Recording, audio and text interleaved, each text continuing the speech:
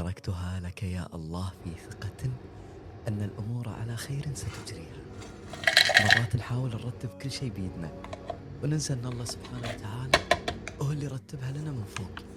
لا حول للخلق في أمورهم، إنما الحمد كله لله سبحانه يدبرها بطريقته، لأن الله يدري هذا يكفي. وإذا البشائر لم تحن أوقاتها فلحكمة عند الإله تأخرت، سيسوقها في حينها فاصبر لها حتى وإن ضاقت عليك وأقلت منك. وربما عند الصباح ترى البشائر أنورت. ايش تبي؟ كل الحمد لله، كلنا صابرين، كلنا محتسبين، كلنا نرجو عطايا الله سبحانه وتعالى، ونحن واثقون ومتيقنين ان الله سبحانه وتعالى يعطينا اياها بالوقت الصح بالمكان الصح مع الناس الصح.